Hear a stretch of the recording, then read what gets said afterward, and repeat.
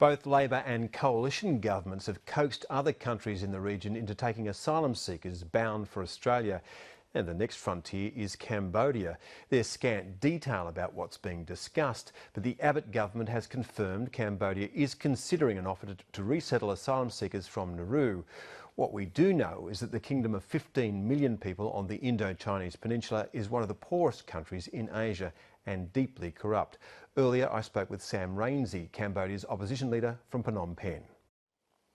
Sam Rainsy, welcome to 7:30. Thank you. What do you think of the idea that the Australian government will send asylum seekers from Nauru to Cambodia? We don't support this project to resettle refugees from Australia or in neighboring islands to Cambodia, because Cambodia is a lawless country where there is no respect for human rights, for the ordinary citizen, the ordinary people, and even less for any refugees. So we are very concerned that the Cambodian government accept to resettle refugees from Australia only for financial purposes, for personal gain. Because I want to tell you that Cambodia is also known for a rampant government corruption. Yes, in 2013, Transparency International found that Cambodia was one of the most corrupt countries in the world, putting it 160th on a list of 177. So do you fear that if the Australian government was to channel money into Cambodia to support asylum seekers, it would end up in the hands of corrupt officials? Definitely. There is very little information. Actually, there is this is a matter of money, big money.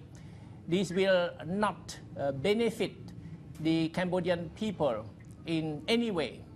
It will benefit only the few elite who runs the country. Can you tell us what it's like for an ordinary person living in Phnom Penh at the moment? What's employment like?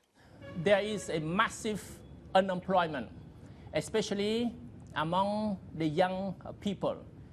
I would say more than 50% of the young people, say people under 35-year-old, cannot find any job. So living conditions are poor, even miserable. Our immigration minister has said that asylum seekers could set up their own businesses in Cambodia. Is that feasible? No, not at all. This must be a joke. Even the native, those who have always lived, who were born in this country, find terrible difficulties in finding a job, in setting up a business. Can you tell us what the education system is like in Cambodia? Would asylum seeker children be able to go to school there? Very difficult, because teachers are poorly paid. Therefore, they have to ask money from their pupils, from the students. And students have to ask money from their parents. If their parents cannot afford to give them money to pay teachers, then they have to leave school. It is why the dropout rate is very high, and the level of education is very, very poor. And what's the healthcare system like? Terrible, terrible.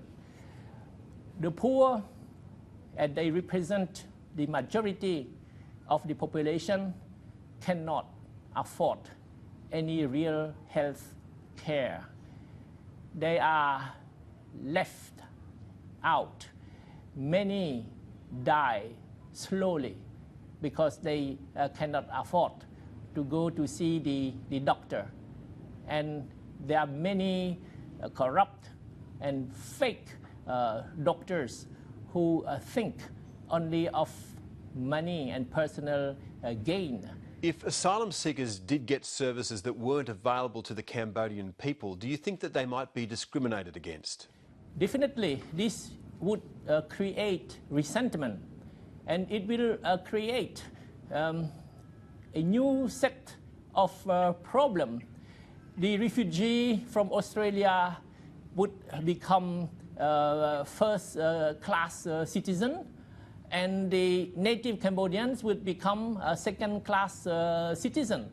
You can imagine that this would create a very serious problem.